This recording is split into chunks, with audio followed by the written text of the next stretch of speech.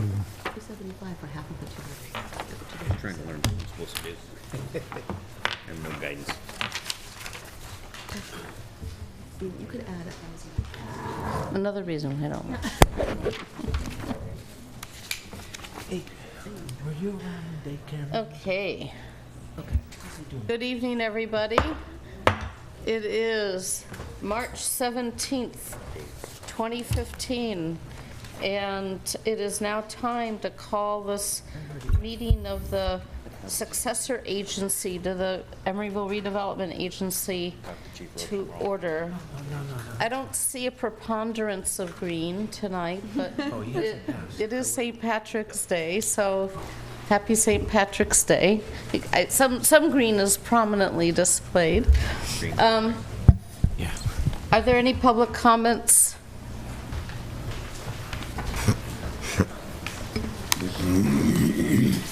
Hello and happy St. Patrick's Day. I just want to address an issue that came up last month about benches, and I just wanted to mention that a number of years ago, the council decided that where we could have free benches at the bus stops, the council didn't want to allow advertising because the advertising would pay for the maintenance and installation of those.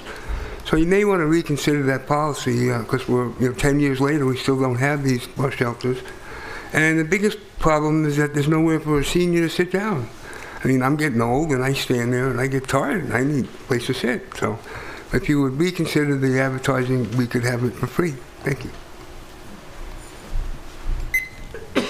Any other public comment?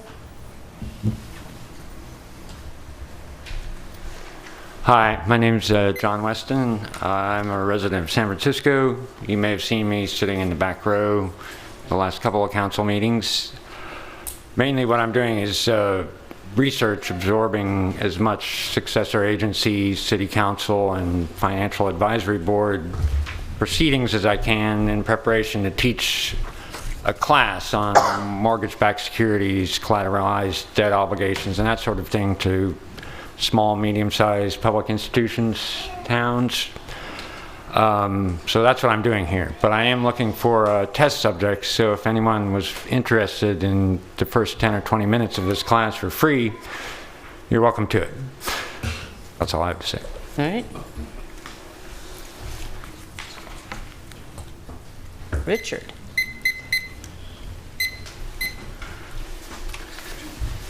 Hi, I'm Rich Ambrose, obviously a senior, and I too would like to see benches at our stops. And certainly I've been working with Public Works to install them at the Emeryville BART stations, so selected areas. But any bench anywhere at a bus stop would be very welcome.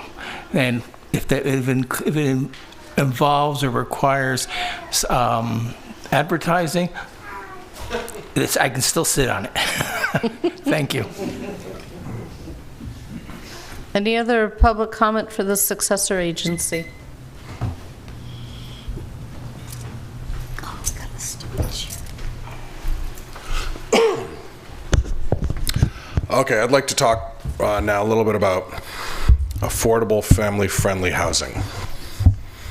I think everybody here agrees we need more of that. The Goldman School at the University of California is unequivocal about this, that Emeryville is terrible when it comes to building affordable, family-friendly housing. Matter of fact, we are just horrendously bad. We haven't been doing it. And now it's starting to happen a little bit on the margins now, but over the last 25 years, we have been extremely remiss, and our schools need the support, so we need to do this. Two council members here, the mayor, Ms. Atkin, and then Ms. Davis, are the last two council members here that are sort of responsible for this lack of affordable, family-friendly housing. And insofar that you've been doing what you want to do, I'm presuming that's why we don't have it, because you haven't wanted to do it up till now, and because developers haven't wanted to.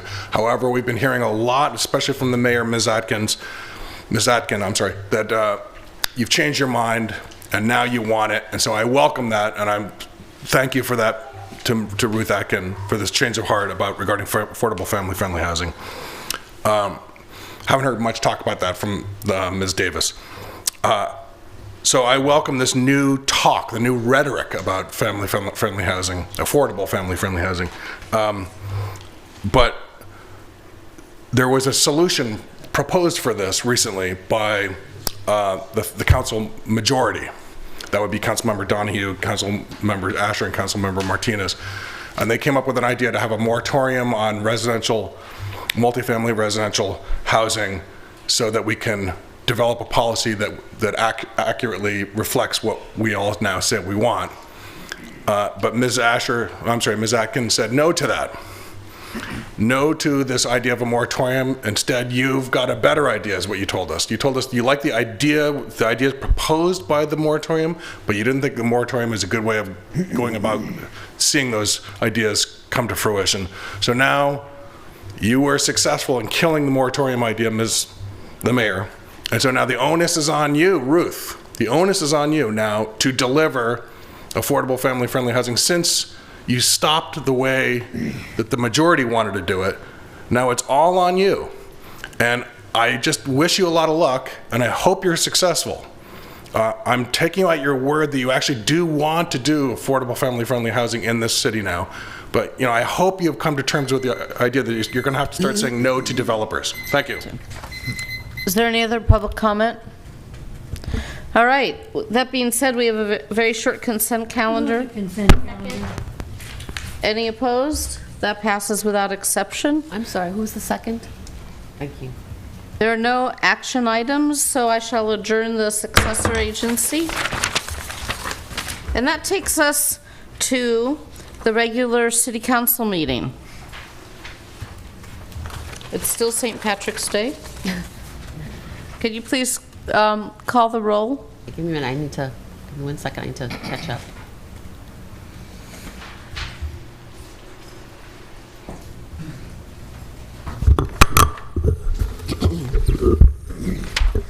Councilmember Asher. Here. Councilmember Donahue. Here. Councilmember Martinez. Here. Vice Mayor Davis. Here. And Mayor Atkin. Present. Please rise and join me in the pledge. I pledge allegiance to the flag of the United States of America and to the republic for which it stands, one nation under God, indivisible, with liberty and justice for all.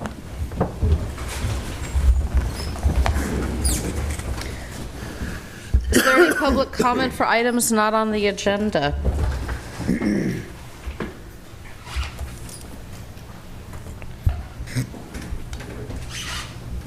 Yeah, I'll just finish up what I was discussing at the previous public comment for the successor agency. Just in case anybody cuts in now on the television, I was noting how the mayor, Ms. Ruth Atkin, had stopped the building moratorium for multifamily housing projects in Emeryville that was proposed by her colleagues on the council majority.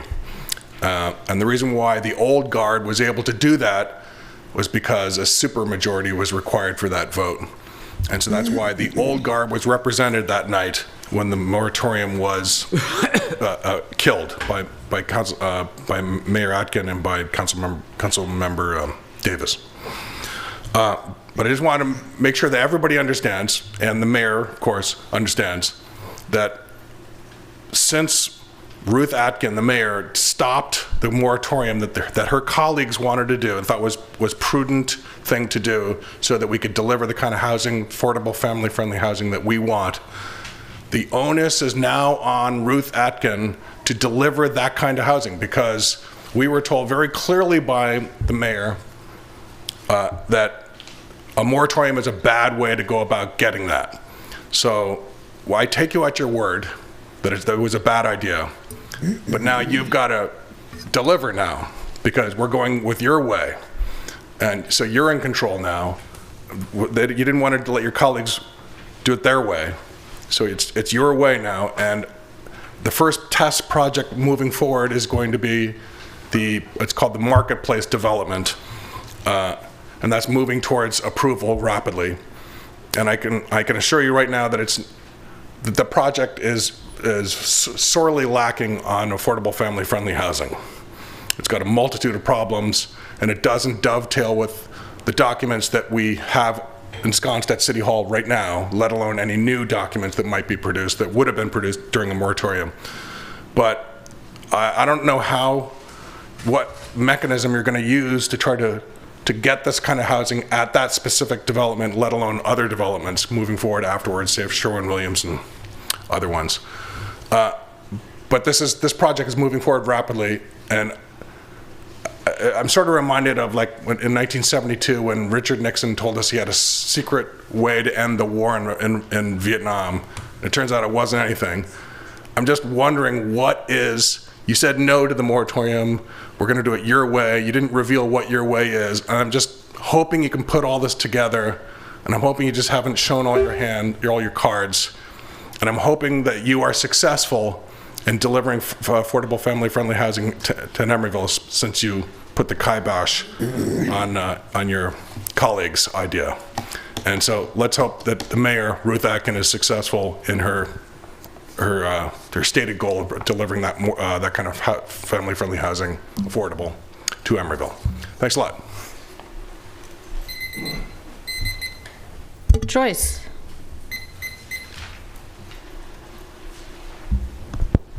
Joyce Jacobson, 4 Admiral Drive.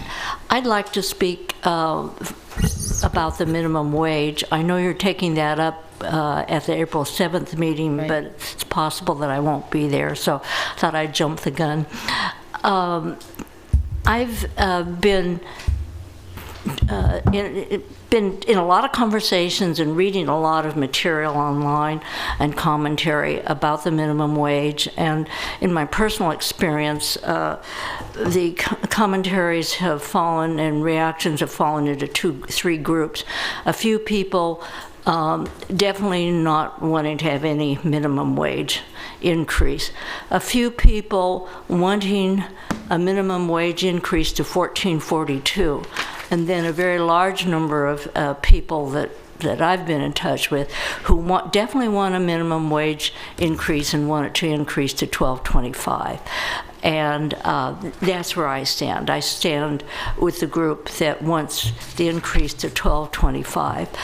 I am feeling that the increase to $14.42 is going to be a shock to the community and cause quite a lot of blowback of one kind or another. And I'm not sure that what we accomplish between having a $3.25 increase versus a $5.40 increase or whatever it is, there's that much difference, really. The $12.25 increase is $3.25 an hour, which will be significant for people who work, and will also be significant for the businesses who must adapt to that and the community members who must adapt to the new level. But I'm very much in favor of the minimum wage. I don't feel personally that a increase to $14.42 is reasonable, and I just wanted to have my voice heard on that. And I hope you're all having good luck today.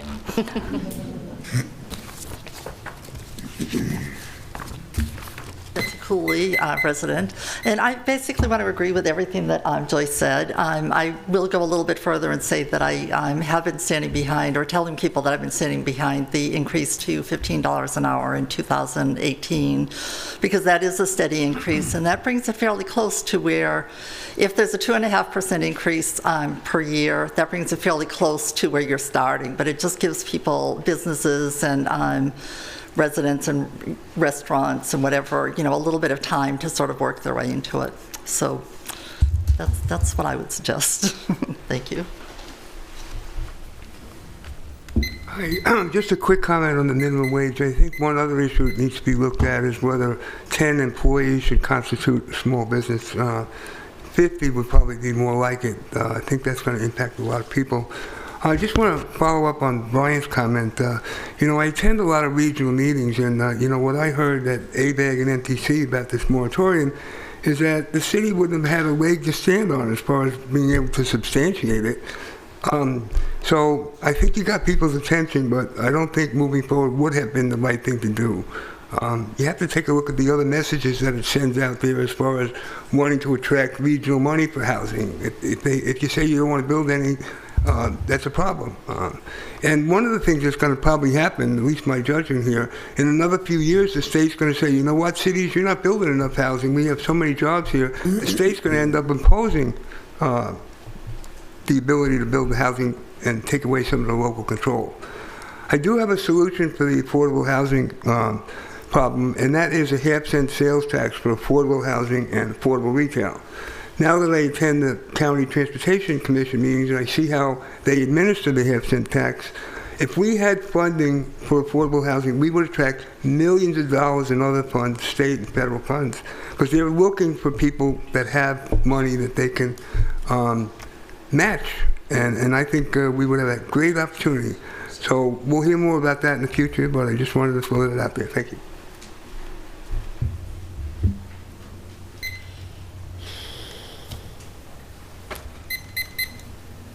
Hi, I'm Sue Kelly from 4 Admiral Drive, and I would like to just comment about the minimum wage also. In the Emeryville paper today, there was an article by a restaurant owner in Oakland, the Victory Hamburgers or whatever it's called. And he pointed out that if we do raise our minimum wage to 14 something and Berkeley and Oakland are both still at 12, then the people in Emeryville who are having to pay their employees that are going to have to raise their prices. And so that would mean people would be going to Oakland or Berkeley for the same thing instead of staying here. I'm a minimum wage person at Clipper Club, and of course I'd love to have another $5, every hour. But I don't think that it's reasonable. And it seems to me that if it goes that high and all the prices go up, then that amount of money isn't going to buy that much more anyway.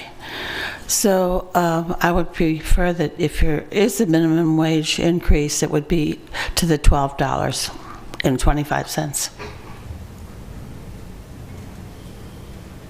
I don't see any other public comments, so I'm going to move the agenda around just a little bit here. We have an item on the consent. Sorry, Ruth. I just wanted to comment on the comments. Oh, okay. So it's Ruth Major, resident since 1984.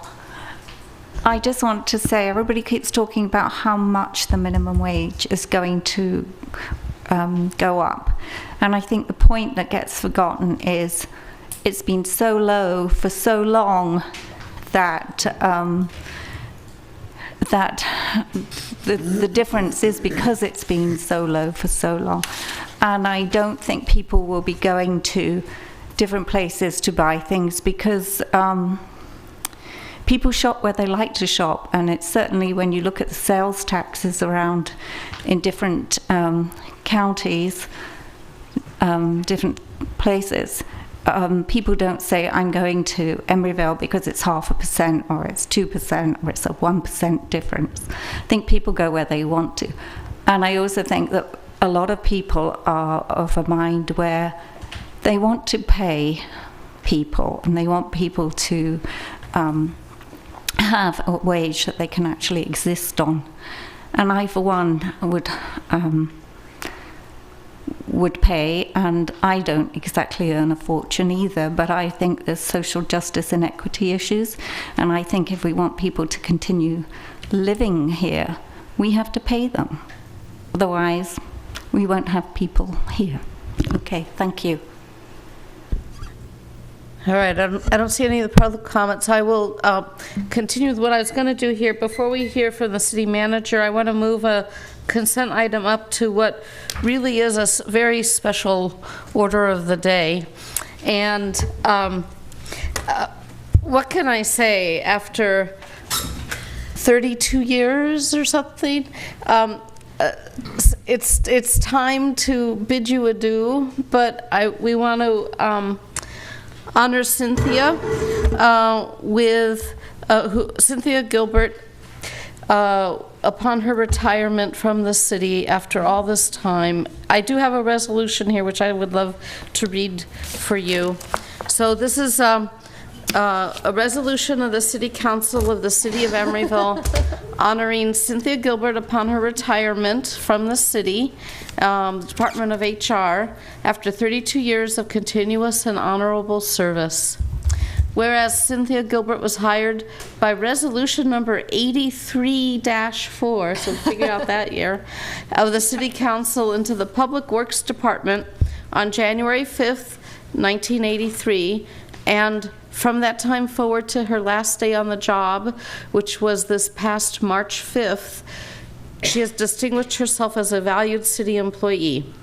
And whereas Cynthia's principal assignment upon becoming a city employee was to provide departmental, clerical, and office duties to the Department of Public Works, and whereas Cynthia served in the Public Works Department until May 15th, 1987, when she moved to the Personnel Department as an administrative secretary, reclassified to personnel assistant on July 1st, 1990, and human resources technician on July 1st, 1996. And whereas Cynthia has contributed positively to human resources and the organization as a whole by administering citywide benefits and retirement program with exceptional attention to customer service, and whereas Cynthia is a consummate professional who has been instrumental in advocating for excellent working conditions and leading employees through both good and challenging economic and social times in Emeryville. Now therefore be it resolved that the City Council of the City of Emeryville hereby extends its sincere appreciation to Cynthia Gilbert for 32 years of continuous and honorable service to the City of Emeryville, its citizens, and be it further resolved that the City Council of the City of Emeryville wishes Cynthia Gilbert many more years of fulfilling retirement in the enjoyment of family, mentoring teenage and young adult youth, and ministerial service within the Christian Fellowship. Adopted by the City Council tonight at a regular meeting held on March 17th, 2015.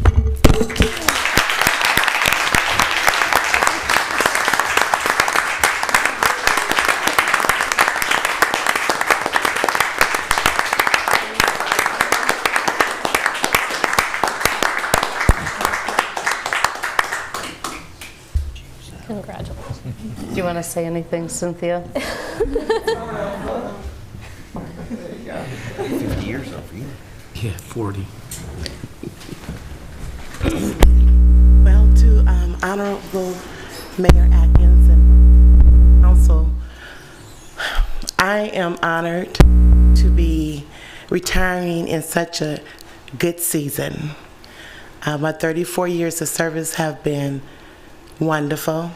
And as I we said, wrong on the proclamation. no, it's okay because I worked 2 years in a temporary position. Oh, So- okay.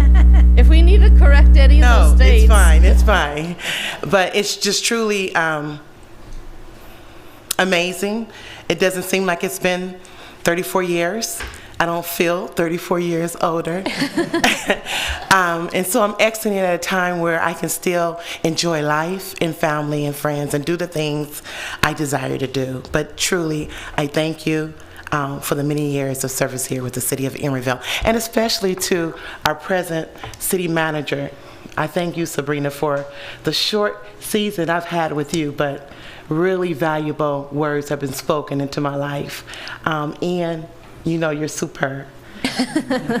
And of course, Serenity, and everyone else. I'm just honored to be exiting at a good time. Thank you. Thank you.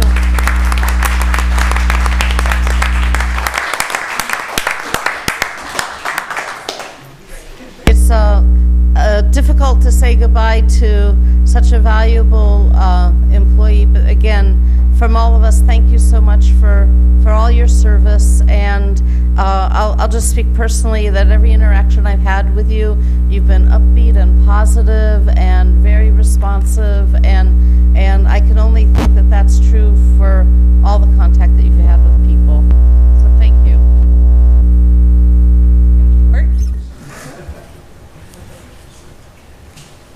All right.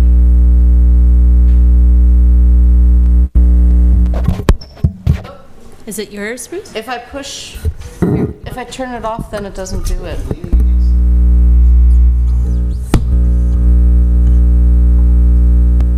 It's definitely mine. Use the other one on the other side of you then, Yeah. maybe. Look, when I push this, it stops. All right.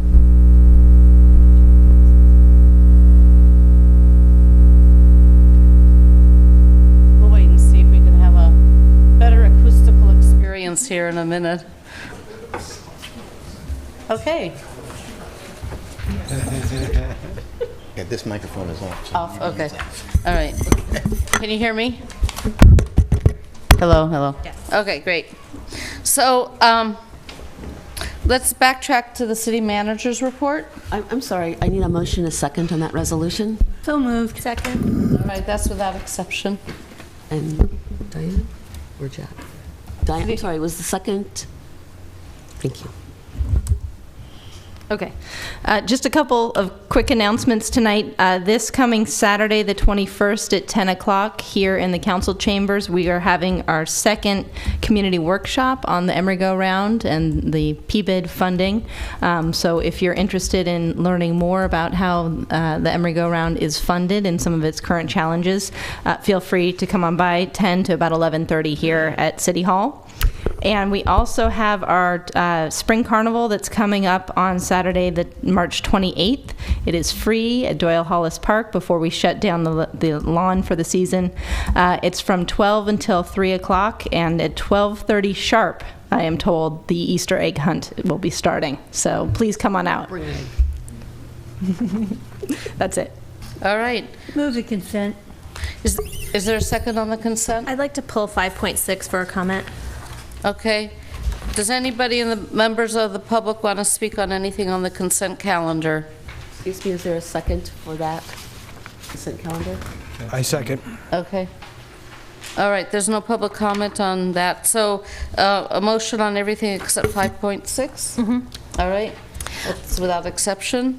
5.6. I just wanted to pull out 5.6. This is a resolution of the City Council of the City of Emeryville approving scope of work for and authorizing the city engineer to advertise for public bids the construction of the sidewalk rehabilitation project. You have no idea how happy those words made me. And so I'm really looking forward to the sidewalk rehab, especially over in the Triangle area, where we know that really needs to be done. And I just wanted to highlight for the public that this process has now started, right? And with that, I'll move the item. Second. I'm sorry, I'd like to make one comment because I was going to pull this item as well. And I also am excited for the members of my family who ride tricycles on the streets of the Triangle neighborhood. And this is a very welcome improvement. And it's really great that we're able to get back to having walkable streets. One request I'd like to put in, if possible, is to have the schedule for the sidewalk repairs be posted online as it changes, if it changes, because as a member of the as a resident of the Triangle neighborhood, I do remember the slurry project, and it's very well understood that these projects can be affected by weather, be affected by different working conditions, and it's, I just know that the residents appreciate knowing when schedules shift, especially if it involves concrete pouring. Yeah, so the way we're planning on doing this project is we're going to require the contractor to put up barricades on the streets 7 days in advance of doing any work on the streets. And they'll only be able to work on one side of the street at a time, so that at least one side of the street you'll be able to park your car on it.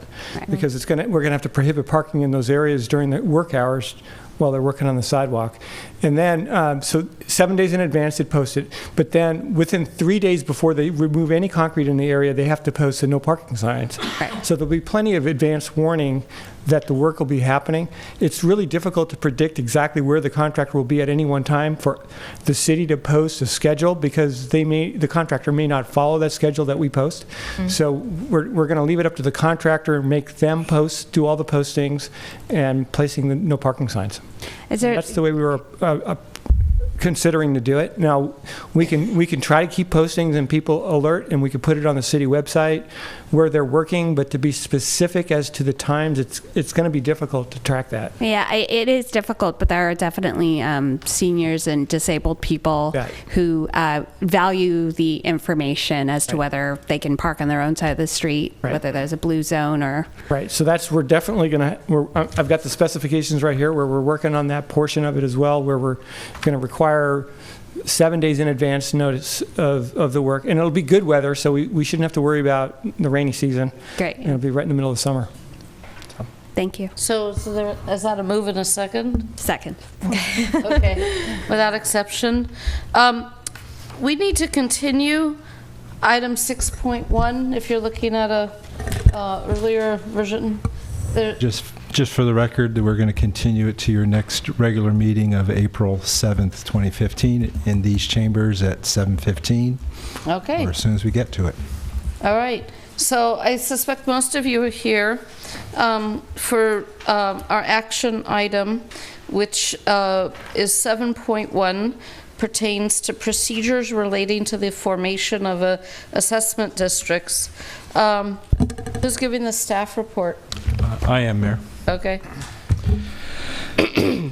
So Emeryville is a charter city, and as such, a charter city may establish procedures relating to the formation of assessment districts, such as a property and business improvement district. Section 200 of Article 2 of the city's charter that was adopted this past November 2014 provides the city with the power over municipal affairs in relation to municipal revenues, including taxation and assessment. As a result, the proposed ordinance establishes procedures for the formation of property and business improvement assessment districts, which would supplement, not supplant, state law. So it would be adding some provisions that would be in addition to those that are provided by state law, which is set forth in the Streets and Highways Code 36600. This ordinance would establish authority for the city to invoke those state law procedures, and in addition to apply these procedures to residential property that would otherwise not be covered were the city to follow state law exclusively. By proceeding to form a property and business improvement district under the provisions of the proposed ordinance, the municipal code incorporates the state law and then specifies how the city council may choose to augment state law provisions. The city council would still be bound by and must comply with applicable state law governing the formation of property and business improvement districts in all other respects when forming in a district to fund improvements that provide special benefits to those properties assessed. So there would still be a protest ballot proceeding where affected property owners have the right to cast their vote for or against the proposed assessment. This proposed ordinance addresses 6 issues. First, in the area of formation of a district, Streets and Highways Code section requires, 36621 requires the submission of a written petition signed by property owners and business owners who will pay at least 50% of the assessments proposed to be levied in order to initiate a proceeding. This proposed ordinance would allow the city council to initiate a proceeding by adoption of a resolution on its own motion, and also would allow for the assessment district proceeding to be initiated with the submittal of a petition signed by 30% of the properties to be assessed as opposed to 50% that's under state law. Again, as I just indicated, the City Council must still conduct a protest proceeding in accordance with the California Constitution in order to form the district and levy assessments. Second, the proposed ordinance addresses the potential term of a assessment district. Streets and Highways Code allows the district to be formed for up to 10 years, whereas this proposed ordinance would allow the council to form the district for up to 15 years. Next addresses the issue of assessment of residential property. Existing law in the PBID law provides that property zoned solely for residential use may not be assessed. Notwithstanding this provision, there are some practitioners who believe that the constitutional requirements of Proposition 218 essentially trump the exception provided by the Streets and Highways Code, and thus mandate that property zone for residential use must be assessed in the formation of a PBID to the extent the residential property receives a special benefit. However, there was a recent trial court decision that analyzed the interplay of Proposition 218 with a similar type of exemption under the state water code with respect to a school district in a reclamation district assessment district. And that trial court held that Proposition 218 did not confer new authority to assess fees, and thus the court held that since the exemption for school districts under the water code predated the passage of Proposition 218, the school district remained exempt from the assessment under the provisions of the water code. Similarly, the PBID law was passed and predates passage of 218, so there's a similar argument that could be made. However, this is just a trial court case. It has no precedential value, and so there you have this vagueness in the law. And so the proposed ordinance would cut through this uncertainty and provide clear authority that the city can extend the assessment district to property that is zoned for residential use. Note that the city of San Francisco has, which is a charter city, has passed a similar ordinance, rather, providing for this same provision. Fourth, we would add some clarity, or not really clarity, but just make clear that the activities that can be funded under PBID include shuttle bus services such as the Emeryville. And then fifth, this ordinance would provide that the assessment district can fund or provide recovery of costs that are expended in the formation of the district.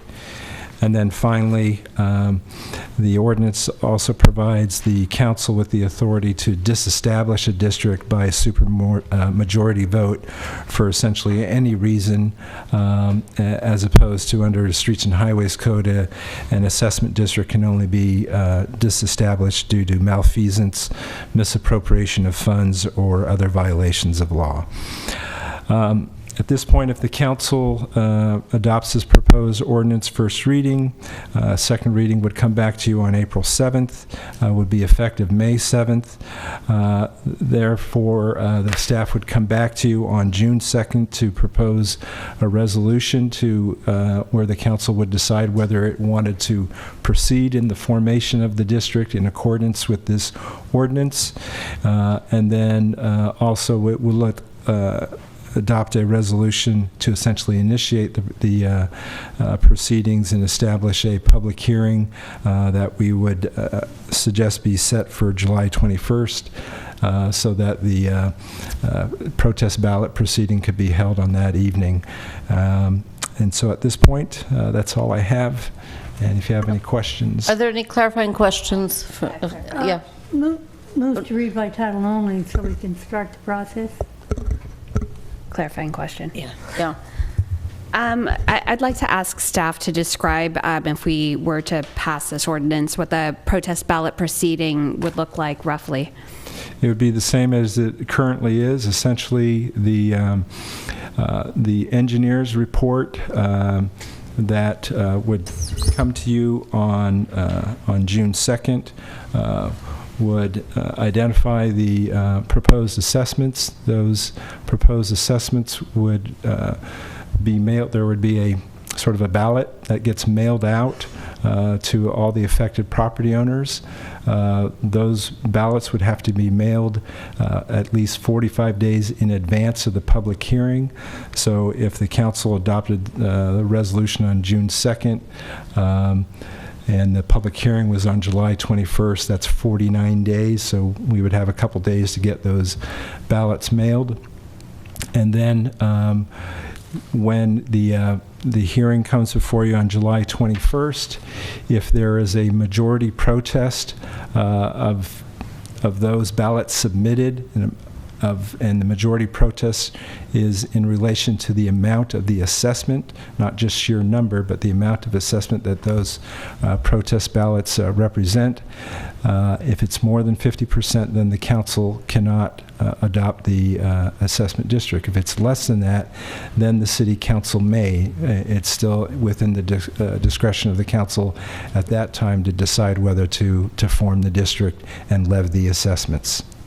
Okay, and just to clarify for the public, we are not voting on a new P-bid at the moment. We're still waiting for an engineer's report to propose a new P-bid. What we're doing today simply smooths the way to make this all happen in a timely fashion, should we be satisfied with the engineer's report. That's generally correct, yeah.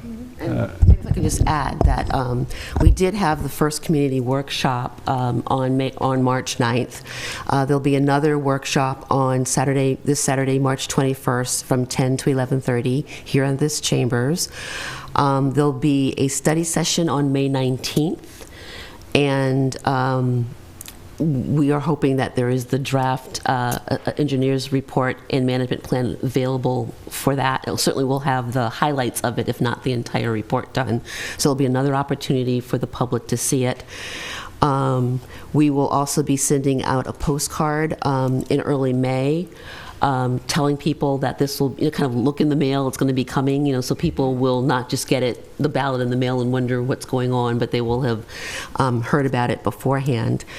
And also staff also plans to do a series of community outreach meetings. We have one planned for Watergate already for March 30th.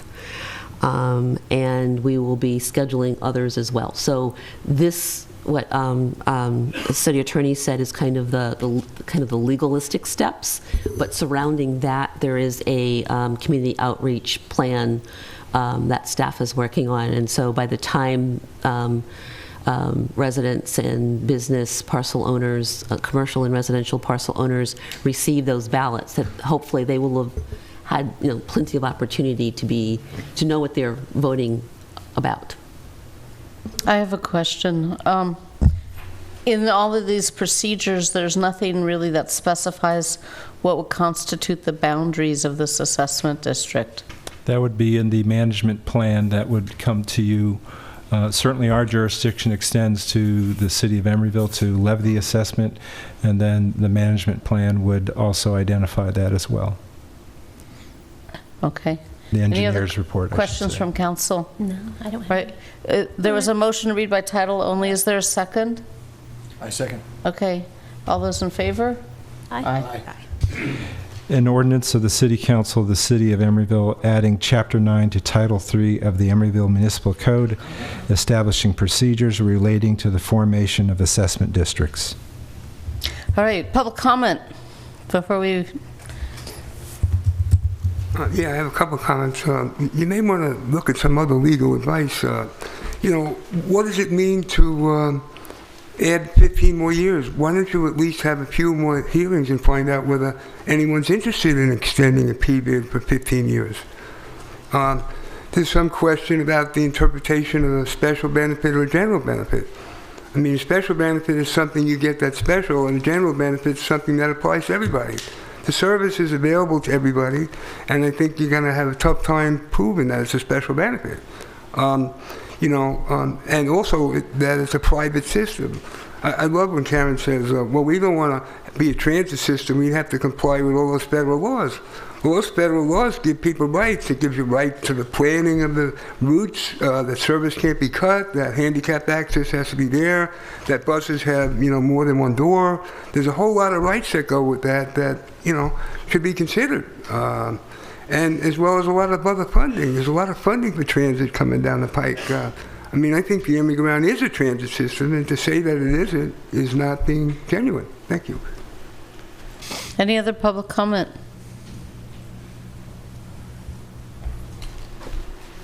Hello, Ron Freund. I'm from the Western District of Emeryville. And I was told you couldn't speak unless you wore green today. But apparently, Got the memo. You got the memo. I was misinformed, although I see Scott. I think that's green, right? Yeah. So I just have a series of questions. Can they be responded to tonight, or will they be addressed? If I submit questions, how will they be addressed? We have an opportunity to answer them tonight or at a later date, so it depends. Okay. Well, let me just ask a few basic questions, probably reflecting my ignorance. And Mr. Biddle may be able to, or Karen, respond.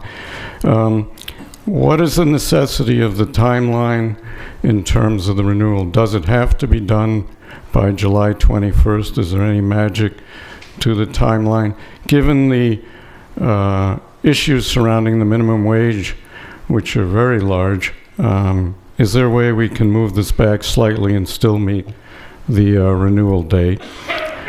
Second question is somewhat related to what Ken said.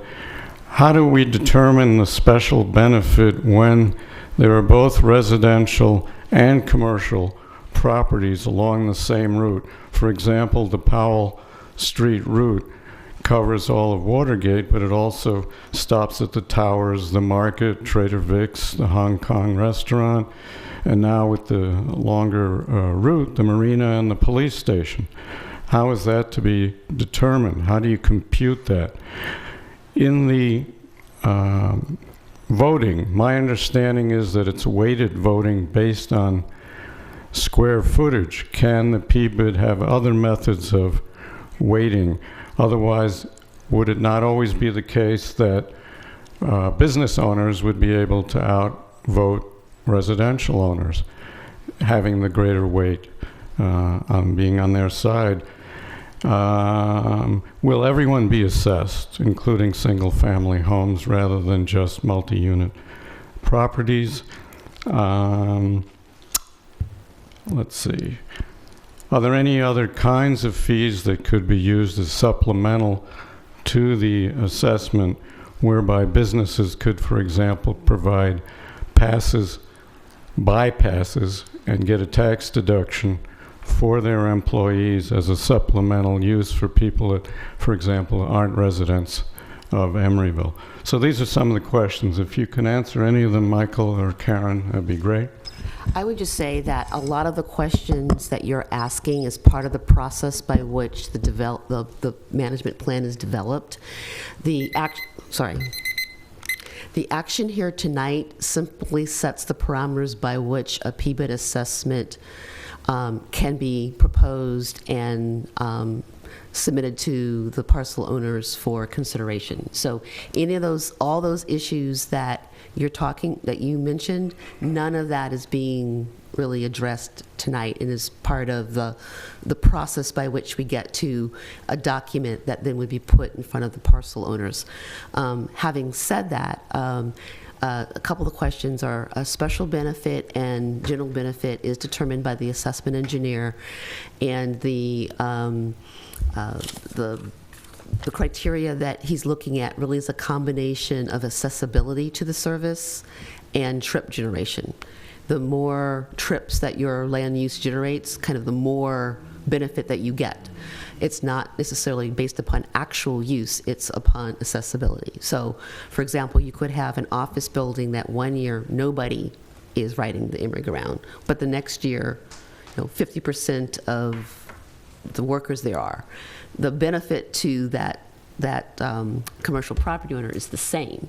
And, they are putting it in their brochures, and, it's raising their property value, and it's providing that special benefit of the amenity, whether or not it's used or not. And so that's kind of to give you a sense of what the engineer looks like. But the management plan does have a section of it is just the assessment engineer's report, and the methodology that he uses will be laid out for everyone to see, and that's part of what you vote upon.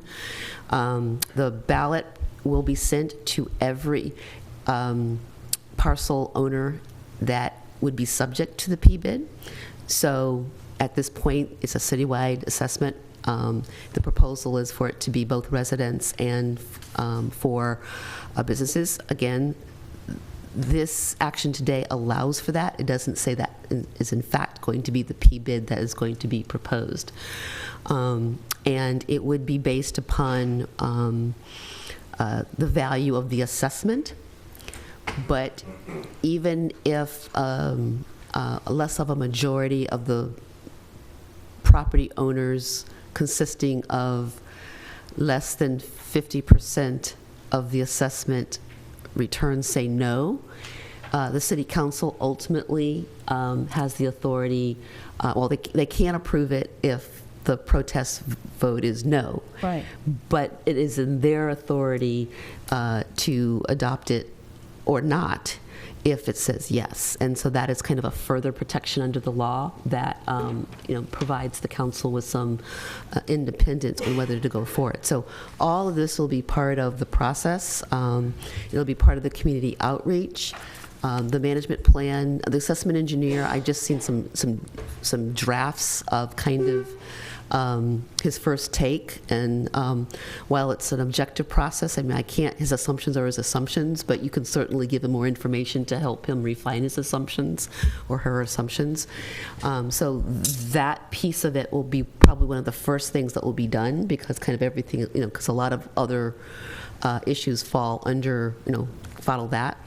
And that will be part of the discussion that we'll have with all parcel owners, both commercial and residential. So I think that kind of in general answers your question, but some of the specifics, I know this Saturday, if you can come, there's an opportunity to get a little bit more in depth. And also a lot of the questions that you have are ones that are part of the iterative process of developing the management plan to the point where it is ready to be considered by the parcel owners. FAQs. Oh, and there will be a frequently asked question coming out that I think that some of your kind of higher level questions in terms of just what's a P-bid, how is it voted, those kinds of things. And could you speak about the weighting issue? Weighted vote? Yes. An assessment district is based upon, the idea behind an assessment district that those that pay essentially, that your vote is weighted by the amount that you pay. So if you are a small single parcel owner, you pay less assessment than a large multi-parcel owner, and so therefore it's the same vote, except that one has kind of more pieces that is part of that vote. So people who, let's say, maybe own several parcels will get several ballots. You get kind of a ballot per parcel. And so some people will be getting, maybe could get 10 or 15, and some will be getting 1. So it is based upon the value of the assessment. Public comment? Yes, hi, I'm Fran Quattel. I live at 2 Commodore Drive, and I serve on the Finance Committee. And this is just sort of a transparency question so that everyone will clearly understand. I understand that you are talking about an assessment that's for residential, commercial, and business parcels. And I'm wondering in the usage studies how they flex, or how the assessments would flex for the heavy daytime population that comes in to work versus the residential population that uses the go-round at nights and weekends, so that the assessment is not just based on the parcel, but it's really based on who actually is served. And would the residents be paying their fair share, or would businesses be paying their fair share? And I think the study has to reflect these points quite transparently. That's my entire comment. And the engineer's report does include the methodology that they use to determine the basis of the assessment in terms of special benefit, as well as any portion of the service that they cannot attribute a special benefit to. So, for example, there are people I have found out that take the Emeryville, they get on at MacArthur BART and they get off at 40th and San Pablo to take AC Transit elsewhere. And we have some documentation that this in fact happens, and that's obviously not a benefit that could be attributed to any parcel in Emeryville. So that would be something that would be considered a general benefit, and that would be that could not be paid from the assessment. It would have to be paid in another fashion, either by the city, by grants, some other way other than through the assessment district. Come on up.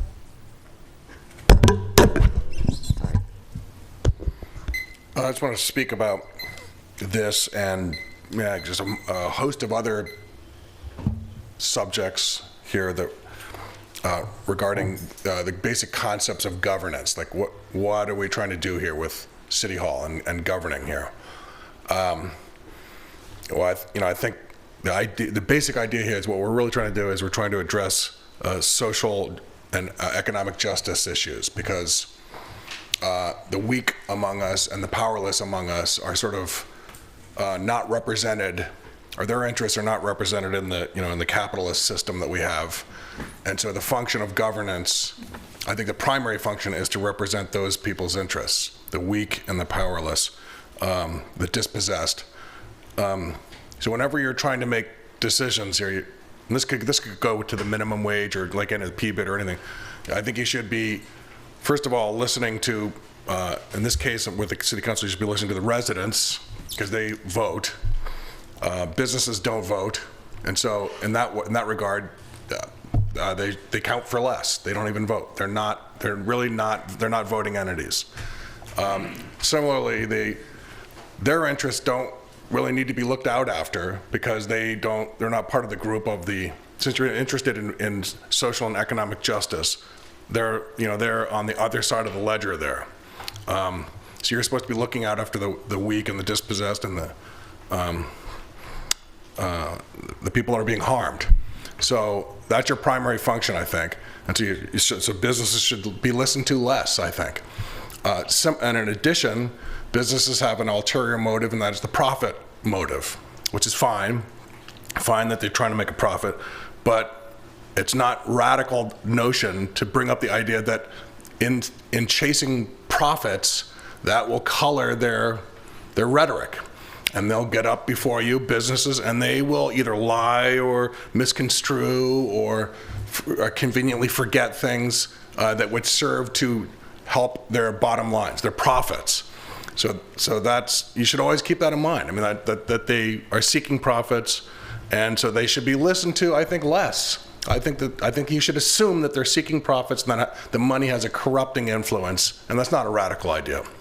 So insofar that the Constitution of California and the United States allows us to be able to represent, to look after social and economic justice issues and to represent the needy among us and the weak and the powerless, that's what we should be trying to do, I think. And that's our goal here at Emeryville City Hall and larger government. And so I just hope you always keep that in mind, that those are the people, your primary constituents. Thanks a lot. Next. Hi, John Bowders. First of all, happy St. Patrick's Day. My question is mostly for the city attorney. It's just, it's mostly a technical question.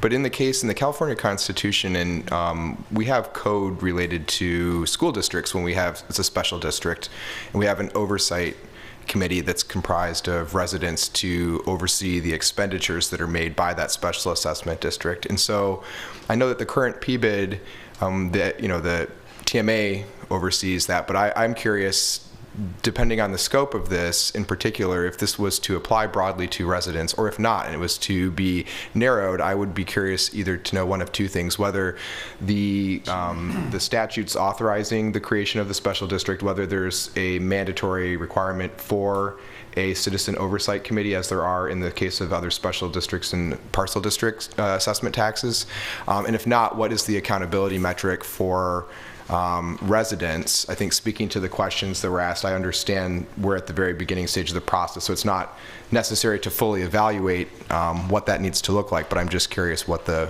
possible accountability metrics are. Thanks. Do you want to respond? Sure. So there is no requirement under PBID for the formation of a citizens oversight. There is, however, a need for the city to enter into an agreement with the TMA for the administration of the Emeryville round, and it's in that document that the city can require certain provisions in there to make sure that the board that's representing the overall district, which comprised now of businesses initially, but it'll be businesses and residents should we get to that point, then that agreement can sort of dictate some of the composition of that oversight board. So the council will have the ability to give input and pass on that document. Thank you. Not seeing any more public comment. I'll close public comment and have a last round at council discussion. Yeah, Mayor Atkin, I think Ron has brought forward some very good questions, and questions that I have heard from other members of the community. And Ron sent me an email on this, and I would hope that Saturday at the public meeting that we would address these questions in a more thorough manner and incorporate some of them into the frequently asked questions. Hopefully that will be sent out to people. So I'm going to pass this down to Karen. Does the council agree with me on this, that we should expand on the answers to these questions? I think so. Saturday? I think that staff is saying too, though, that we're waiting for the management report to fully understand what. Well, that can fully be done, understand those. but at least. But I agree, Nora. Yeah. It gives people an idea of what some of the basic concerns are out there. And thank you, Ron. That was very well done. All right. So we've introduced a motion to read by title only. We've taken public testimony. I move the first reading of the ordinance. A second? Is there a second? Second. Okay, please call the roll. Councilmember Asher. Aye. Councilmember Donahue. Aye. Councilmember Martinez. Aye. Vice Mayor Davis. Aye. And Mayor Atkin. Aye. Okay. Thank you all. Moving on to 7.2. This has to do with appointments to City Council committee. Well, first the City Council committees, and then we do the citizen committees. Are you doing the report? Yeah. The way the print it's like we used to have names, and now we don't have names. Yeah. So work in progress. Yeah. That and page numbers.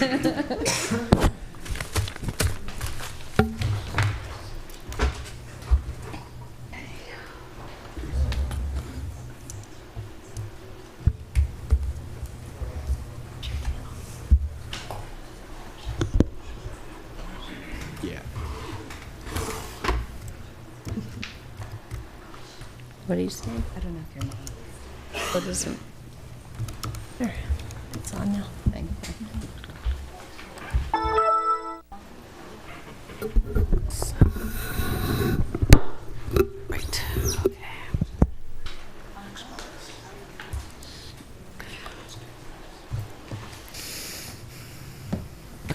This is really a follow-up to the February 3rd council meeting in which there was an agenda item regarding restructuring the city's advisory bodies, both the council committees as well as the community advisory bodies. So very quickly, this item is one staff report with 4 resos and numerous attachments. It was quite the challenge to try to get this all ready for you.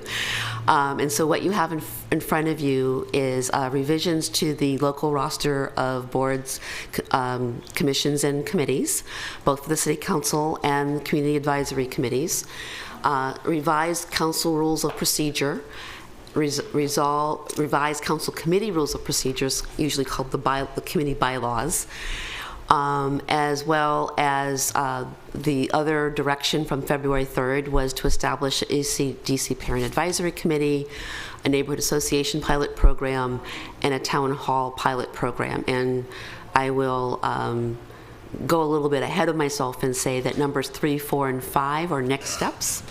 And what we have for you today really is focusing on changings to the roster, the bylaws, the council rule of procedures, and then we'll also be asking the council to make council appointments among yourselves, so council representatives to the new city council committees. So currently, on the what you see is that there were 5 city council committees. And the direction that was given February 3rd was a concurrence with staff's recommendation to retain 3 of the existing city council committees, really subsume in others 2 of them, and to put together 3. So this is one of the few times that actually I think we're going to end up with more, not less. But I think these subject areas are ones that are more reflective of where the city's priorities are today. So the ones that are considered to be ongoing are public safety, public works, and transportation. There was direction to review the Transportation Committee and perhaps make some recommendations on how it would be able to be maybe a little bit more efficient. That's again a next step. It takes a little bit more digging to do than we were able to do in this time frame. But so the council committees would be budget and governance, community services, keeping public safety and public works, a new committee, sustainability, and 6, transportation. And so, assuming that the council agrees with that, I have on the right the existing council reps. So, public safety, currently it's just Councilmember Davis. Of course, any of this can change. Where you only see 1, it's because the other council member is no longer on the council. Kurt Brinkman, for example, was on, I believe, public safety and is no longer on the council. So in each case, there have been 2 city council members that have that consist of the city council committee. So we can come back to that. In terms of the community advisory committees, there are fewer being proposed. The Child Development Center Advisory Committee currently has several vacancies, and in talking to staff, it seems that what's really required in terms of federal and state funding is to have a parent advisory committee that really more deals with the day-to-day operations and advises staff. Of course, it doesn't mean that any parent or anyone can't always come directly to the council if they have a concern that they do not feel is being addressed at the central level or the city level. So staff will be looking at establishing a parent advisory council that is consistent with federal and state guidelines. Also, the Marina Committee is a committee that currently only is scheduled to meet quarterly. In fact, probably more meets once or twice a year. And again, most of the issues related to the marina are carried out administratively through our contracts with either Marinas International or with our relationship with the private marina. And to the extent that there are issues that need to be considered beyond administratively, Public Works Committee is a place where that could happen. And again, the public can always go straight to the City Council and speak at public comment to raise the issue to the council as a whole. The other recommendation is through the Park Avenue District Advisory Committee. That committee was originally founded to help develop the Park Avenue District plan, and that work was completed. Certainly, many of the residents and businesses there see the need to continue to meet to be able to bring forth to the City Council their issues, and we believe that that is obviously a very important thing to do, but that through a neighborhood association, that is a better venue, and it also allows other types of community building to take place that really isn't done through a committee as a whole. So what we're asking there is that while these others would go away after your action tonight, that the Park Avenue District Advisory Committee would stay in place until June 30th with their major role at that point to work with staff to develop a template for supporting the creation of neighborhood associations throughout the town. I know that there is an association currently at the Park Avenue District, but is maybe not as robust and as active. And so I think working with both the committee members and the association members on what can the city do to help promote and to support the creation of neighborhood associations, not just in Park Avenue, but North Hollis, the Triangle. Certainly many of our residents are active in their homeowners associations, but not all parts of the, not all residents live in a situation where there's a homeowners association to advocate and to hear their voices and to bring them to council. So there's that.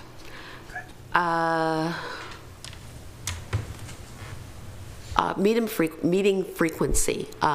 We've revised somewhat the schedule. In most cases, a meeting bi-monthly rather than monthly. And that doesn't mean that if it's, for example, leading up to our 2-year budget cycle, that a committee might, in fact, see the need to have some special meetings so they can meet more frequently. In fact, committees can do that. But in looking at kind of the agendas and the number of times that committees sometimes get canceled for lack of agenda items, we think that this is a schedule that will work. And of course, it can always be revisited. Other changes are the Bike Pedestrian Committee would now be a standalone community advisory committee as opposed to a subcommittee of the Transportation Committee. And I already mentioned the Child Development Parent Advisory Committee, and that the Economic Development Committee's membership would be broadened. Currently, the way that committee was originally established, there are, I think there's up to 14 members, and there is no specific representation. They're kind of just any community member. In talking to community development staff, it was felt that a broader representation of stakeholders would assist the work of that committee, and happenstance that all of the current committee terms ended on December 31st, 2014. So changing the composition of those members did not result in any premature kind of changes to member terms. So in changing the council rules of procedure, this also is just implementing what was discussed on February 3rd and is directed by council, are that the City Council are no longer members of community advisory committees, only of the City Council committees. We are changing the membership terms to coincide with the city's fiscal year. And there is an accompanying MADI Act, which you have to do. It's a state regulation, and that's done on a calendar year. So there are some terms that are, at least on paper, ending early to be consistent with that. But as you know, there's been a long tradition that, generally speaking, the folks that are here, that are on committees now, if they want to reapply, there are few committees that anyone who doesn't want to continue on is faced with potentially competing for a position. Another change to the membership is that advisory committees will no longer be making recommendation among who should be appointed to their ranks. It also establishes August formally as the month-long summer break, and it incorporates the 10-day noticing, bless you, that staff has been doing now for quite a while as a practice. I didn't say a regulation. We do our best. And these, of course, are not really technically parts of the advisory committee item, but since city attorney was working on them, decided to do some cleanup at the same time. So this is just kind of formalizing what has been the practice for some time. For the bylaws, again, it reinforces that no regular meeting should be scheduled during August, during this council's summer break. Again, if there was some pressing business, a special meeting can be done. It also talks about committees having work plans and annual reports and agenda setting, as well as there being mandatory training and orientation that staff will be working on. Because there was a lot of questions about the work plan and annual report, in your packet is some samples from Albany, as well as I think it's Olympia, Washington, and it was kind of two very different types of work plans. So what I have for this presentation is the one that I would recommend, which is something more like the City of Albany, which is much more informal. And so just to give people, this is from Albany, so the fact that it's a sustainability committee, it's because I grabbed this from the City of Albany. I went to the city clerk listserv and asked if they had any good templates. And so if you see the work plan, it is very broad. You know, it's not really very prescriptive. It's really kind of just saying, you know, these are the areas that we worked on in 2014. These are the, sorry, this is such a sensitive button. And then looking forward to 2015, these are again what we're going to work on. So something like provide input on general plan update. Work with the council on adopting a long-range goal. I mean, these are pretty general types of goals. But what I think is, what I did like about this, it does relate how those policy goals, those initiatives relate to city council documents like the strategic plan, which is that last piece.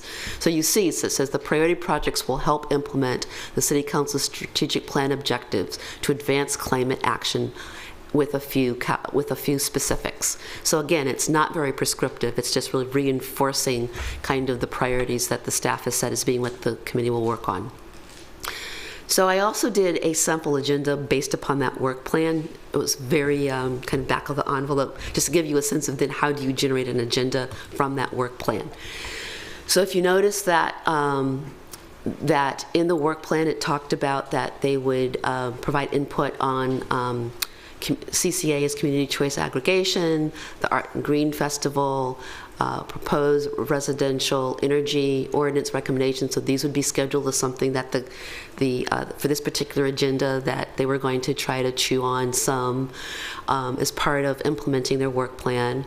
They are looking forward to future agenda meetings, and so again, more community choice aggregation would be something that would be probably an ongoing status report because it's a pretty big issue. I did an example of how a future agenda item, in addition to kind of things that are in the work program, would also be something that could be a council referral. In this case, you know, I'm making this up, an expansion of the plastic bag ordinance. It could be a referral from staff to get some input. So this would be, you know, there's a gray water ordinance. This wasn't specifically in the work program, but it's certainly within the envelope of what the committee would be talking about. And then pending agenda items are for those things that and to get to be a future agenda item, it's a majority vote unless it's specifically talked about in the work plan. However, individual committee members would be able to list things under what we're calling pending agenda items. And this is kind of like what's like a parking lot of great ideas. And then as there is room in future agendas, a majority of the committee can vote to, you know, to take one of these off pending and put them as a discussion item. And so this is so that, so it is a living document. And this is an example of how there might have been issues that individual committee members might have brought up that are kind of pending being brought to the attention of the full council, committee for discussion.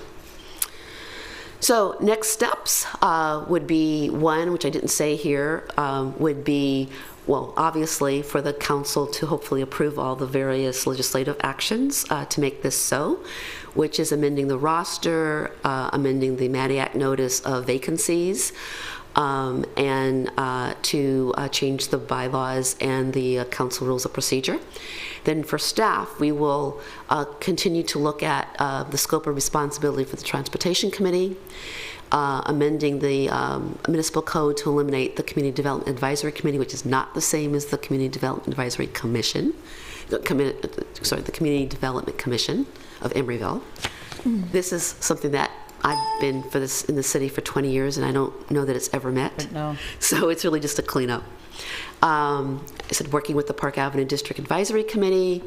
We'll be working on a proposal for the semi-annual town hall meetings. That one is probably something that we'll possibly wait for our new city manager to work with that. It's probably not the timing to do that right now. And also we will, based upon your preference of the type of work plan that you like, we will work on a template. And we will also be asking, we will also be putting out a vacancy notice based upon your actions tonight. We'll, in the e-news, we'll kind of do a community outreach on what the new committees are, what the terms are, and we'll get that out. So with the expectations that you can make appointments, I believe in May. So that will happen. And that's it. So any questions? I have a comment. I'll open it up for public comment too, but your recommendation to have the terms on fiscal year does not jive with my understanding of the Maddie Act, which I know through my day job. So I wouldn't really support that. I would stick to calendar year terms. I'm not understanding why you want to change it. It's really to make it more consistent with the budget process, and also just, I have noticed that it's sometimes difficult for the council, particularly when it's a new council, to kind of be discussing the advisory body structure kind of right after the election, when a few months down the line, it might be an easier discussion.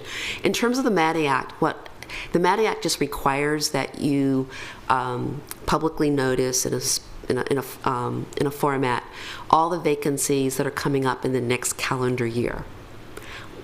What your terms are kind of doesn't matter. It's the fact that we say what will be vacant in the next calendar year.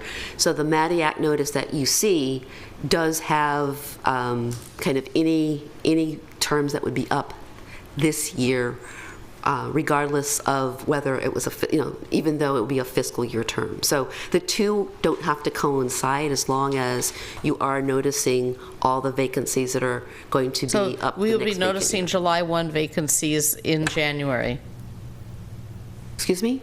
Like at the end of a calendar year, let's say December or January, we would be noticing vacancies for terms that expire June 30th. 6 months, right. And right now what we're doing is actually the way it's been working. We've been doing the end of December for terms that are really not expiring until the next December. So that's another kind of thing that it's actually kind of, I think, the timing of it, in terms of people knowing what the vacancies are and thinking about applying, I think, the way it is now, that the terms, when you're noticing it and when you actually have the vacancy is now a year apart. Now it'll be 6 months apart, so I think that might also help in terms of the outreach. But it's your will. We can go back to the calendar if you prefer. I just haven't ever seen that before.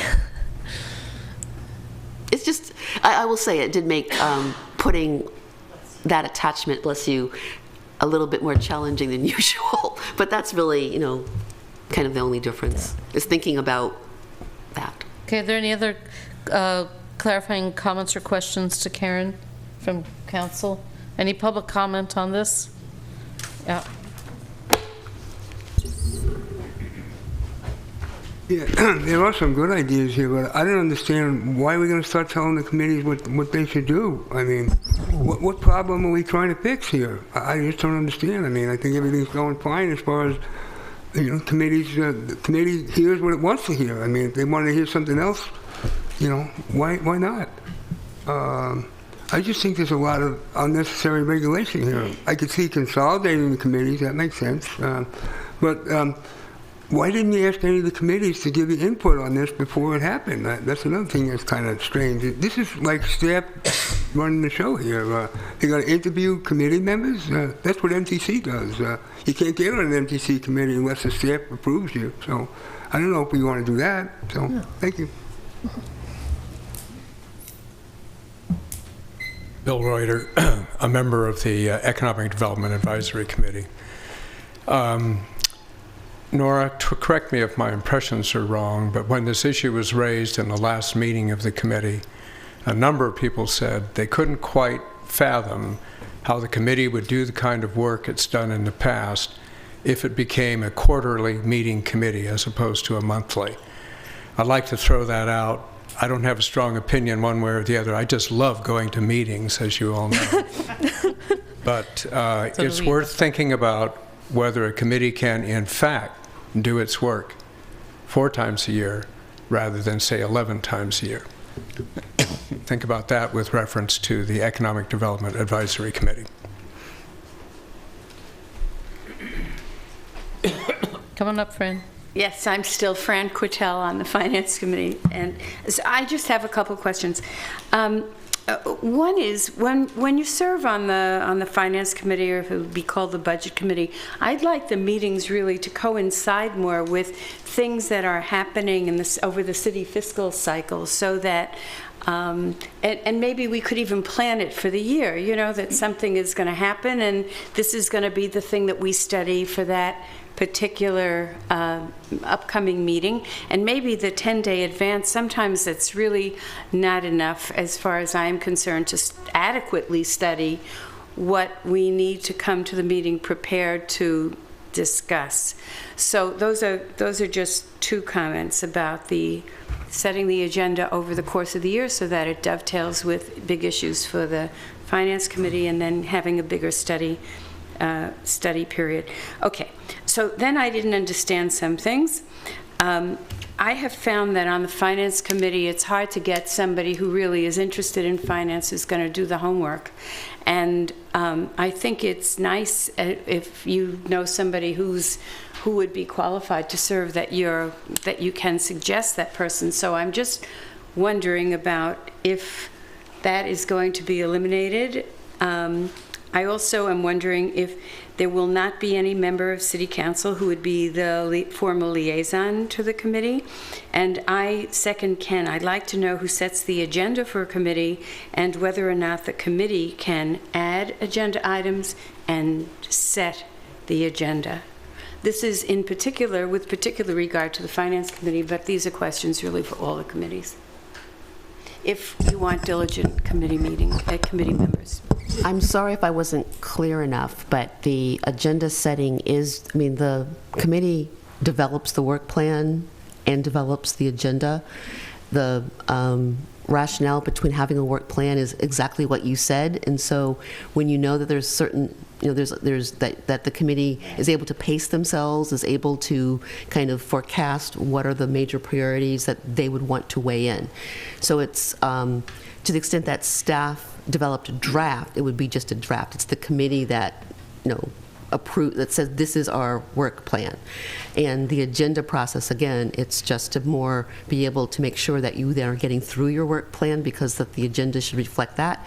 But there is the opportunity for something that was completely unforeseen, that didn't come from the council or staff or the work plan, and that's the parking lot. And the idea there is you can put it there, and as there's time, as the committee believes there's time to kind of bring these forward to the full committee, then you can decide to do that. So yes, there's absolutely every opportunity with this. I think that the value Yeah, good. It's not you. All right. Stephen. Good evening, Mayor Atkins and council members. I'm here wearing 2 hats tonight. My first one is an official hat at the recommendation of the Economic Development Advisory Committee and the chair of that committee to come before you and state that we talked about this at our last meeting, and it was a unanimous vote that we feel in order to do a proper job on that committee that we need to continue to meet monthly, that quarterly would be much too hard. We've been around for 2 years now, and we're finally getting our bearings. And with some council leadership, we are kind of working on a much better organized plan. So I think having a work plan and then following it up and follow that off of the strategic plan and then doing an annual report of our successes is something that would be beneficial. But I think we need to meet monthly. In the 2 years we've met, we've only canceled 3 meetings, and the third one is actually next month. So at this point, we've only canceled 2 in the 2 years that we've been meeting. So we need to continue that. My other hat is as a resident and a former member of the Bicycle Advisory Committee, and I served 1 year on that committee. And the reason I did not serve another term is I felt that the committee was ineffective under the Transportation Committee, and I recommended at that time that it become a freestanding committee. And I think if we wish that the bike and pedestrian be looked at as a transportation option, not secondary to recreation, that we need to have a committee that has a higher voice that will talk directly to council. So I really do support that we move up their stature on to a reporting committee that reports directly to you, and I think that's a very good idea. Other recommendations that have been made, the parking lot on the agenda and those kind of things, I really support. I think the staff has done a good job overall. Thank you.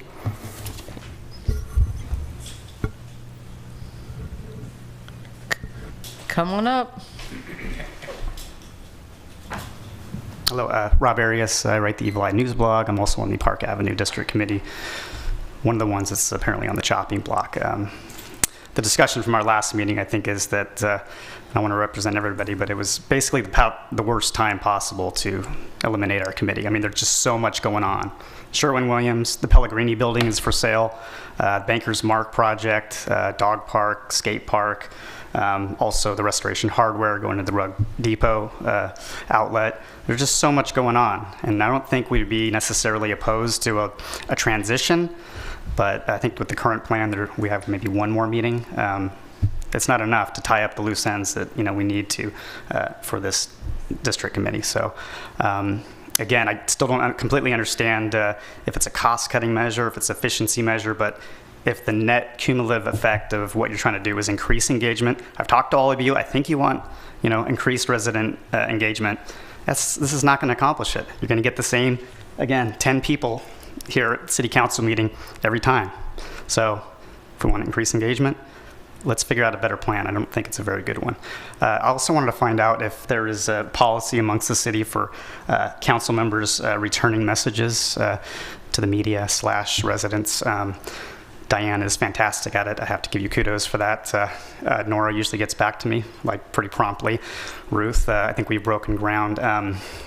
Jack, I haven't heard back from you in a couple weeks now. The message I sent you as Scott as well. So if there's like a 48-hour policy, a week policy, if there's no policy, I just wanted to know what it was, so I can at least know what to expect and have some consistency and respect there. Thank you. Any other public comment? Richard.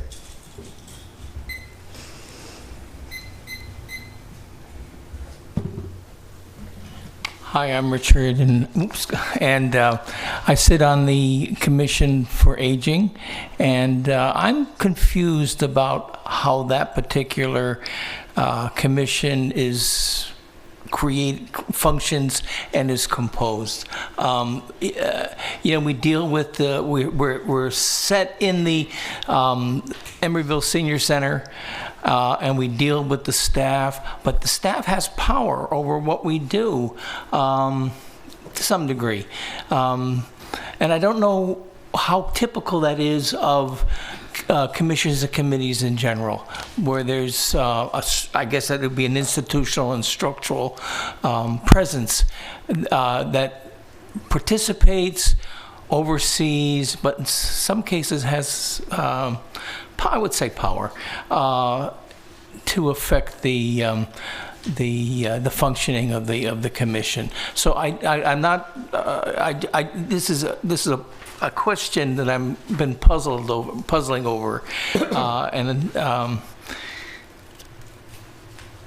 I have my reasons for bringing it up today. But anyway, I'm not sure if things are right, but also how typical it is of committees and commissions. Maybe I'm lumping the two together incorrectly, but yes. So is there any way that I could be I don't know, what's the term I'm looking for, better informed as to why and how the Emeryville, the Commission on Aging is constituted the way it is. I know I'm new to that, but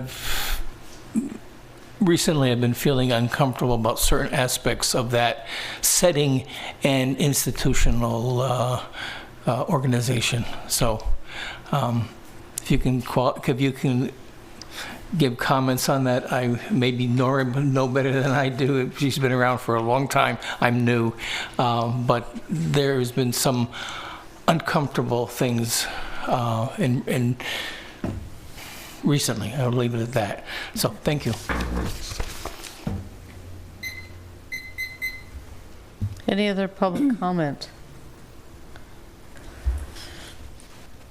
Council deliberation. I have to respond to what Rob Arias said about the really increased activity that's going on in the Park Avenue district. I would ask the council if it's possible we could hold on to that committee until the 1st of next year. I'm not supportive of that. I think we need to start moving toward a neighborhood council model. If they wanted to meet through July, that I think that's reasonable. But staff also has to start working on first of all the model, building it with the Park Avenue district, and then also finding a way to bring in the rest of the city together. I mean, speaking to that, Jack, why would there be any reason until staff has produced a working model of a neighborhood organization, if we could make the meeting of the Park Avenue district contingent upon the staff devising a neighborhood model so that the transition would be made and you don't lose that participation. Well, in the gap. That's fine. I think that we don't want to lose participation and we don't want to wall off staff's ability to start recruiting other neighbors and neighborhoods into this same kind of structure. The Park Avenue district does have a lot going on, but part of the reason that they're able to attend to those things is because they have staff support.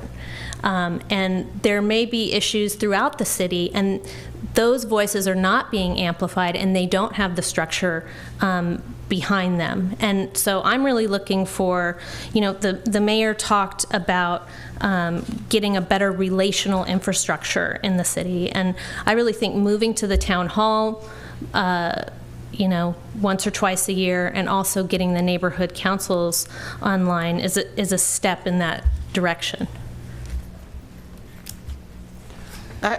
Nora, I'm supporting what Jack says. I think we need to free up the staff time so that we can go citywide with a neighborhood council structure. Staff, has a lot on their plate, and the time spent staffing that as a committee is taking away from staff time to being able to do other things. I would like to hear from the staff whether the time involved in the Park Avenue District Committee is an issue. Does it require a lot of staff time? All of the committees require, staff time. It's a matter of, not just maybe what you all see, which is, the agenda coming out in the committee meeting, but it's sitting down, responding to committee members and helping to form that agenda. And then there's a lot of follow-up, frankly, that occurs with, sometimes it doesn't seem like formal direction that's happening within committees, but it just seems like, oh, can you go ahead and research X? And every one of those adds up with all of these committees and takes away, our staff from a lot of other competing priorities. So I haven't attended that many of the Park Avenue committees. Charlie, if you want to speak to that one specifically, but just generically, all of these do take a lot of staff time. Well, I would just say Diana Kina of my staff is the secretary of the Park Avenue Committee, and she generally handles it, and I'm frankly not that aware of how much time she spends on it, but as it happened at the last meeting, she was absent for some reason. I think she had to go try to sell e-bots to the AC Transit Board or something. Anyway, she wasn't there. So I got the pleasure of being the secretary of the committee for that month, and then doing all the follow-up work of, putting together the minutes and everything.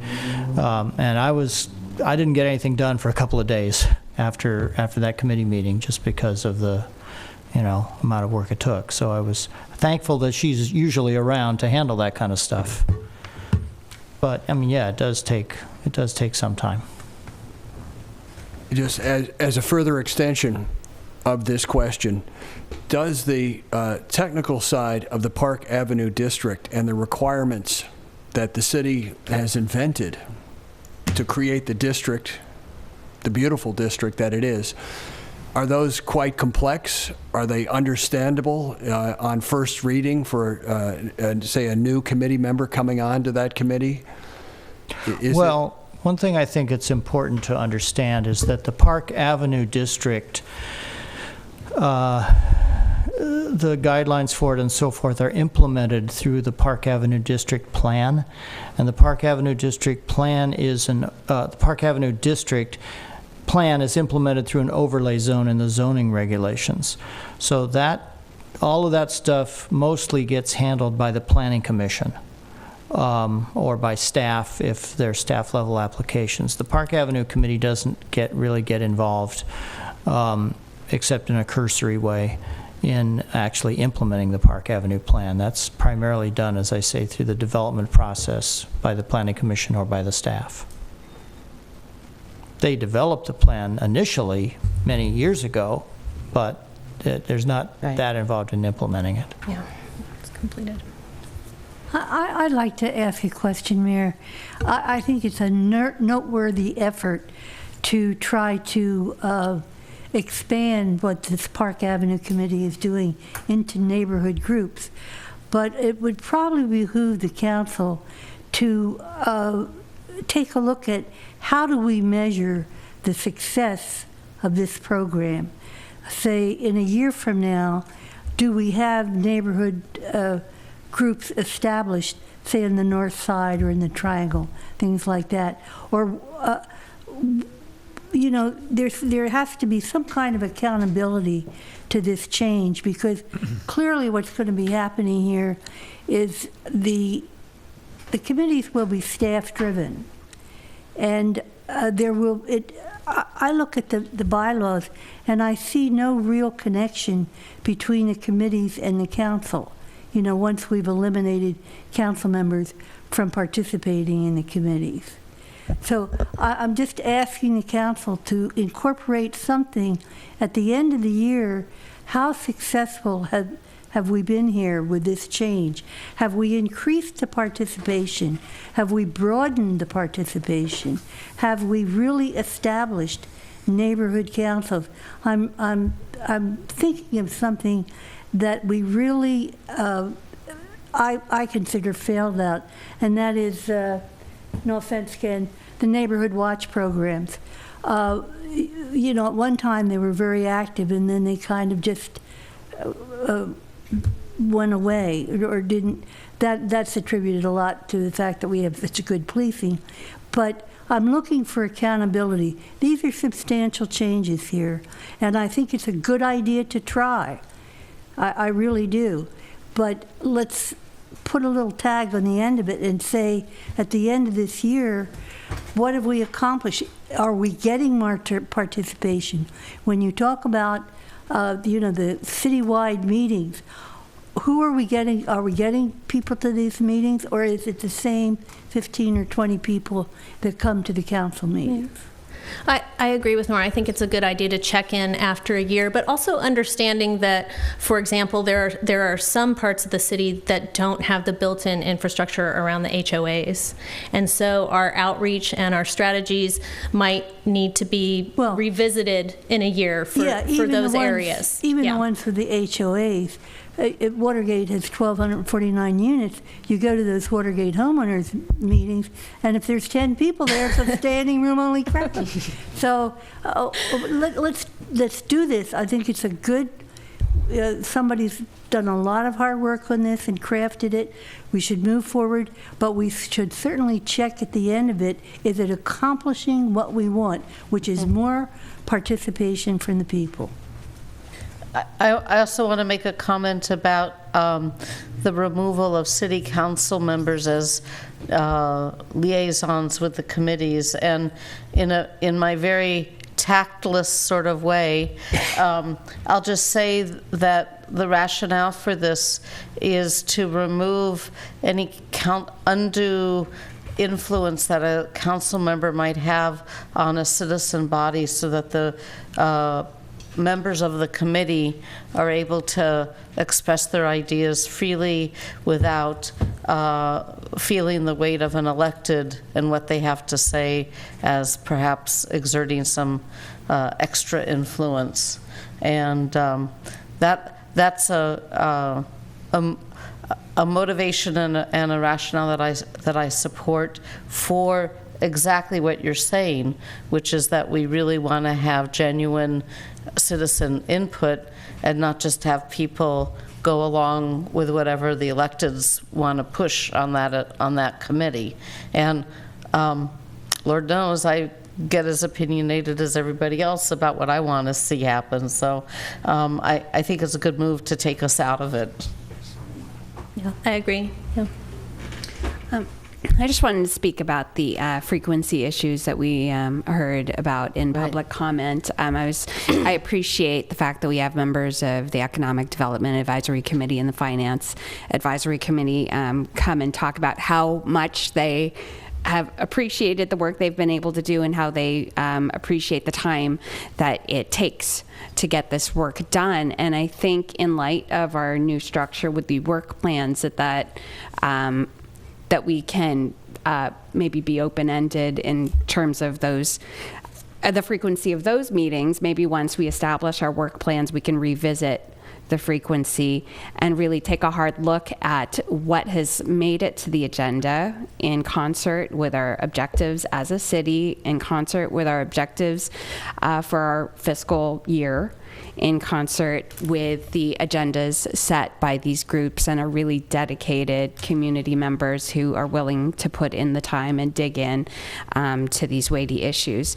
So I certainly don't want to make it seem as though we're closing the book on changing the meeting schedule. I'm fine with beginning with where staff makes the recommendation, but I want to be sure that, especially with these two committees, that we are able to revisit exactly how the work plan has set forth their agenda for the year, and can they accomplish what we're asking them to do with the frequency that we're suggesting. Mm-hmm. And in the meantime, they can still use the special meetings. Yes, absolutely. Right. Yeah. In order to do that. So I'm a little concerned about how our neighborhood committees would report their findings, their interest to the council.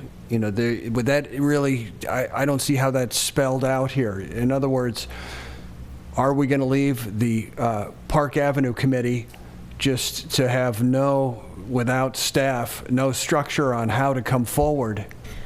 We could do what Richmond does. In terms of how their neighborhood council system works. But one idea that I have is, just as we have regular placeholders for council members meeting attended or whatever, we can have placeholders for all the committees, and whether or not there's a report from that committee is dependent on whether that committee wants to report to us. Right. But we have it as a standing feature on all future agendas. Again, that Certainly would- can do that. Also, I belong to the San Pablo Park Neighborhood Association in Berkeley, and I will say it's been quite a while since I've been to one. It usually meets when there's an issue. Maybe it's a development project that the neighborhood has wants to be able to talk about, or maybe there's been a couple of break-ins, that type of thing, or loose dogs or something like that. But when the neighborhood association does meet, it's not uncommon for the neighborhood association to, well, Berkeley has district elections unlike Emeryville, but it would be very common, depending on what's on the agenda, for the association to invite a council member to come. Or based upon the discussion, the president of the association is charged by the members of that neighborhood association to come to the council and speak, and they're not just speaking as Joe Blow, but they're speaking as President Blow of the Triangle Neighborhood Association. And so there's those types of channels for neighborhood associations exist.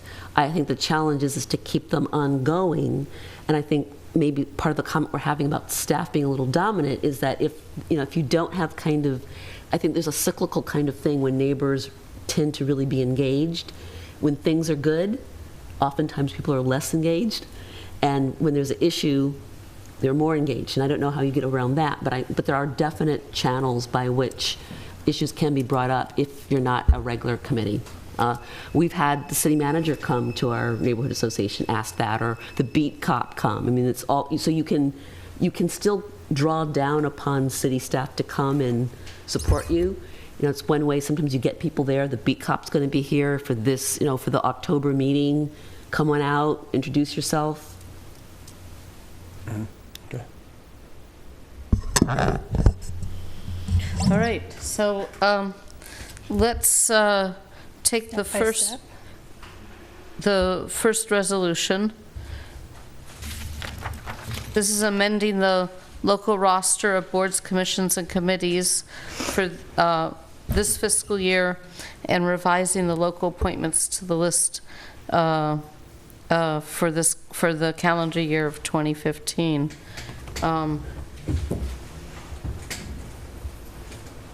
Let's see. Should we do the appointments? council committees first? Is there? Well, yeah, that's actually 7.2.2. Okay. And this is 7.2.1. I can't read it on my thing. So I don't hear a motion. Does this fail for lack of a motion in a second? Move to approve. Thank you, Diane. I'll second. Thank you, Scott. All those in favor? Aye. Aye. Aye. All those opposed? Okay, that passes. Any abstentions? All right, 7.2.2 is appointing city council reps to city council committees. We haven't talked about that yet. Just so you can remind See yourself which of one. which they are.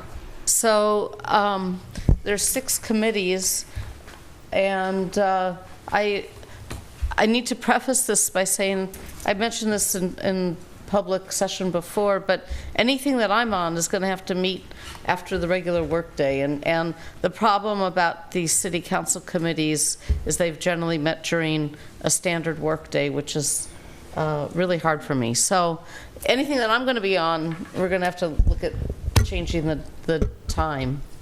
But that being said,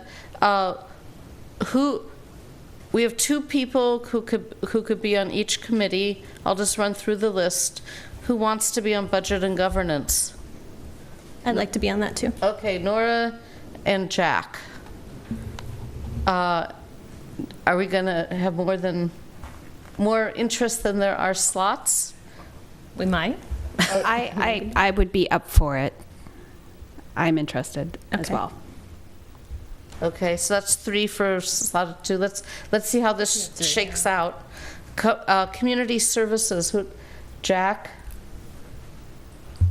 You don't I'll want to do that, Ruth? I'll do that. Yeah. Public safety. Nora. Okay. Scott? Okay. Public Works? Nora and Scott again. Sustainability? I would be interested in that with Diane. Okay. Transportation? Scott and... Okay. Okay. The three of you are, the two of you are teaming up for 3 of the 6 here. Okay, so that leaves budget and governance where we have 3 interested people for 2 slots. I'll withdraw my name if Diane would like to be on that committee. Sure. Okay, so that's Nora and Diane. Did you Move approval of the resolution. Is there a second? Second. All those in favor? Aye. Aye. Any opposed? Oh. Okay. Move approval of 7.2.3. Hold on. Wait, just a second. Are we awake? Is there a second? Second. Thank you. All those in favor? Aye. Aye. Aye.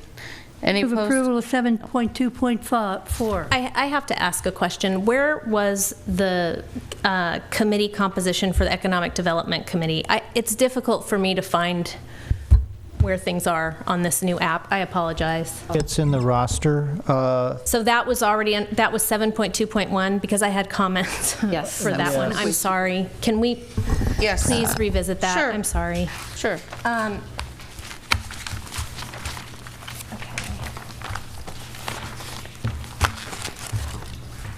So on this one, Karen noted that the terms of folks had expired. I think it's page 16 of 25, or 17 of 25. And right now, what the staff has listed, they have a representative from the Chamber of Commerce, a nonprofit organization, a small business, a large business, and someone from the Emeryville workforce. One of the things I would like to suggest is that moving forward, I hope that we have more of a focus on small businesses, and I would actually like to see 2 more slots for small businesses on this list instead of residents. And then the other thing that I would appreciate seeing is a green business, since one of the policies that we're promoting and That's a good idea. have been thinking about is sustainability. I think that would also be an important category as well. Councilmember Rasher? Yeah. May I suggest, it sounds like what you're saying is instead of 4 residents, we would have a large business and 3 small businesses and Yes. 2 residents. We could maybe put an asterisk next to all the businesses and say at least 1 must be a green business, because we do have a program of certifying green businesses Right. in Emeryville. So if we just make sure that at least one of those businesses on there is qualified as a green business, rather than having a separate seat for that, would that satisfy you? That would be fine. Right. Yeah, go If ahead, you're Diane. concerned with the amount of small businesses represented, are you satisfied with the 10 or fewer employees in the city? No, and Small business, I think that's an ongoing discussion we're still having. It is, and I actually, to tip my hand a little bit, I'm thinking a larger number than 10, but I haven't settled on what that would be yet. Let's not discuss minimum wage. We're not. Small business size, right? So if a small business is going to be, Small business. I think over 10, maybe 20, 25 for now. So, okay, so there's a lot of changes to this committee. Let's go back and revisit. Sorry. What is it, 7.2.1. And I like your ideas. I support them all. Is there a third person who would support I them? would support that. Okay, so I think we need a motion to reconsider. We all voted for that. I move that Move to reconsider. I second that. All those in favor of reconsidering? Aye. Aye. Okay, so there's a new motion to approve this resolution with those modifications. So moved. Second? Anyone second? Second. Okay. All those in favor? Aye. Okay. Thank you. So that's now amended. Yeah. And did we do 7.2.4? I have a motion, but not a second. That was motion by Councilmember Davis. I'll second. Thank you. All those in favor? Aye. Aye. Any opposed? No. No abstentions. All right, that passes. We don't have any business as the housing successor. This takes us to communications and reports. Let's start with department heads. Anybody have anything? You're very quiet. What's going on? Something up. Okay. All right. Under council members, anybody have anything? I do. Okay, I just had one thing. to Oh, okay, mention. Diane. Oh, I met with Chief Rocha from the Alameda County Fire Department, and I pressed him about making sure that we have disaster preparedness plans in order for our city. And I think it's a prescient time to be talking about neighborhood councils. And people need to know who to go to in their neighborhoods and know their neighbors' names and know,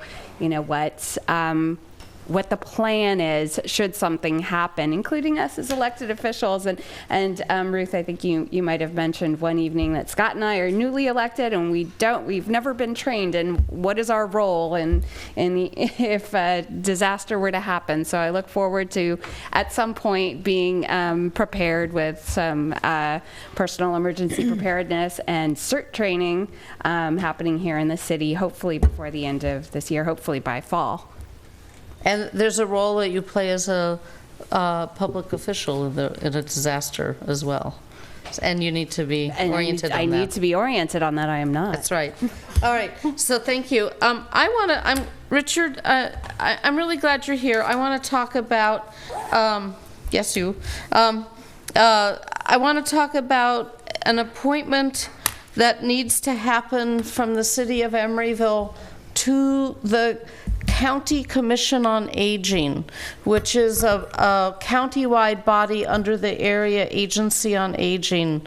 We have a vacancy, and every city in the county needs to have a representative to there. I would love to have some names forwarded to me so that we could move forward towards appointing a rep. We had someone who resigned, and we haven't been able to fill it yet.